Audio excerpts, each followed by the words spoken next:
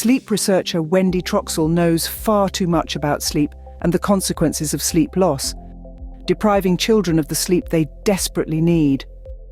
By waking them up hours before their natural biological clock tells them they are ready, but we are literally robbing them of their dreams, the type of sleep most associated with learning, memory consolidation, and emotional processing. Sleep deprivation among American teenagers is an epidemic. Only about 1 in 10 gets the 8 to 10 hours of sleep per night recommended by sleep scientists and pediatricians. Now, if you're thinking to yourself, my kid's getting 8 hours, remember 8 hours is the minimum recommendation. You're barely passing. 8 hours is kind of like getting a C on your report card. Dr. Wendy Troxel, a sleep researcher, is working with teens from the LA Unified School District. She found that teens with sleep problems were 55% more likely to have used alcohol in the past month. In another study with over 30,000 high school students, they found that for each hour of lost sleep, there was a 38% increase in feeling sad or hopeless and a 58% increase in teen suicide attempts.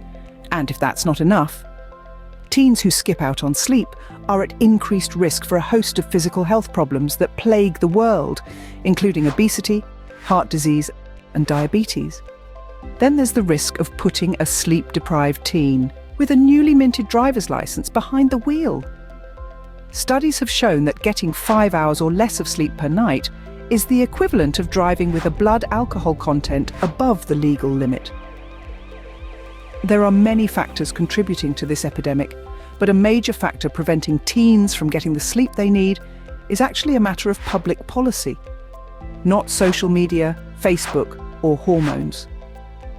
Many schools are starting around 7 to 7:30 a.m. or earlier, despite the fact that major medical organizations recommend that middle and high school start no earlier than 8:30 a.m.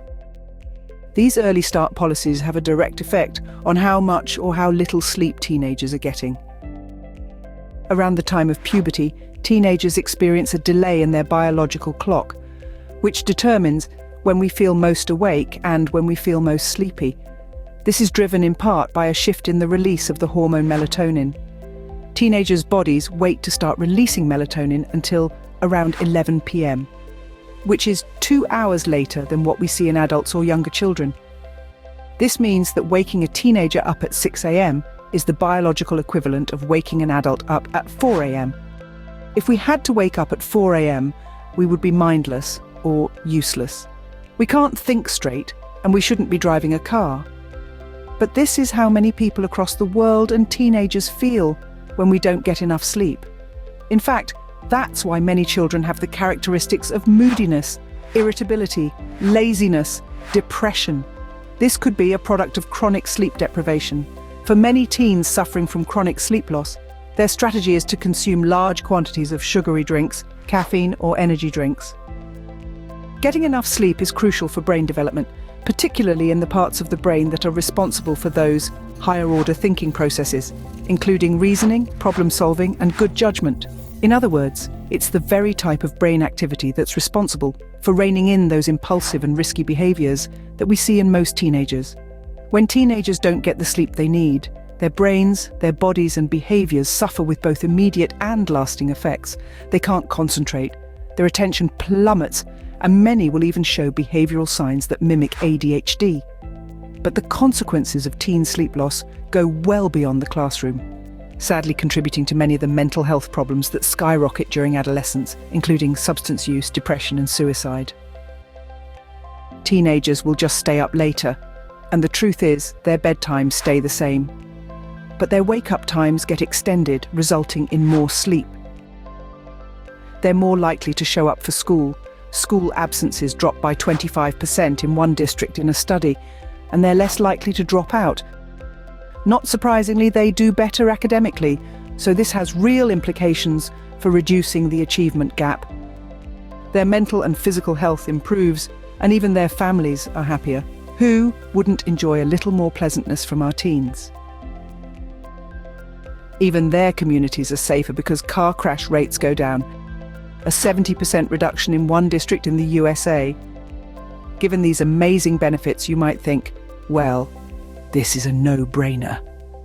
So why have we as a society failed to heed this call? The always argument against later start times would be something like this. Why should we let them sleep longer? We need to toughen them up.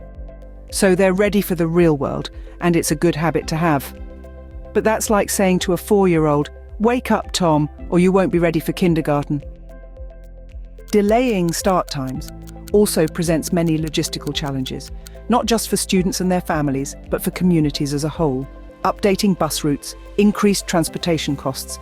These are the same concerns that come up in district after district in the USA. These are problems we have to work through.